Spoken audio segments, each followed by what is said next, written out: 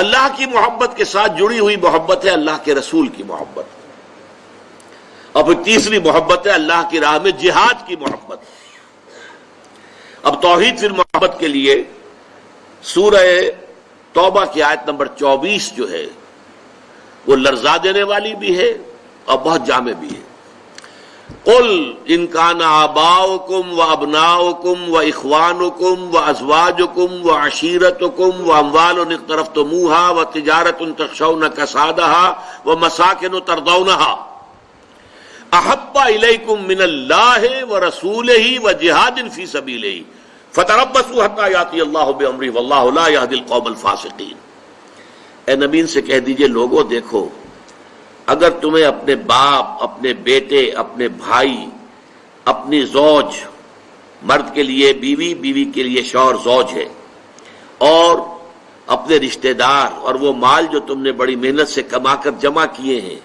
اور وہ کاروبار جن کی کساد بازاری کا تمہیں ڈر رہتا ہے، اور وہ محل، وہ حویلیاں، وہ مکانات جو تم نے بنائے ہیں تمہیں بہت محبوب ہیں، اگر ان 8 چیزوں کی محبت زیادہ ہو گئی تمہارے دل میں اللہ کی محبت سے، اس کے رسول کی محبت سے اور اس کی راہ میں جہاد کی محبت سے، تو جاؤ دفع ہو جاؤ، انتظار کرو یہاں تک کہ اللہ اپنا فیصلہ سنا دے، اور اللہ ایسے ناہنجاروں کو ہدایت نہیں دیتا۔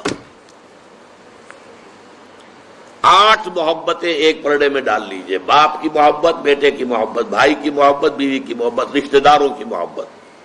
5 مال کی 3 شکلیں، جائیداد، کاروبار اور کوئی نقد، 3 یہ شکلیں، 3 جمع 5 8، اور 3 محبتیں دوسرے پلڑے میں ڈالی، اللہ کی محبت، رسول کی محبت اور جہاد کی محبت۔ اب اگر یہ پلڑا بھاری ہے 8 والا تو جاؤ دفع ہو جاؤ،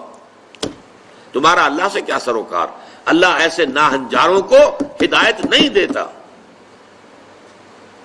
سب سے پہلے یہ طے کر لو کہ ان 3 محبتوں کا پلڑا نیچے ہونا چاہیے، بھاری ہونا چاہیے ان 8 کے مقابلے میں۔ یہ ہے توحید فی المحبت اور یہ ہے شرک فی المحبت۔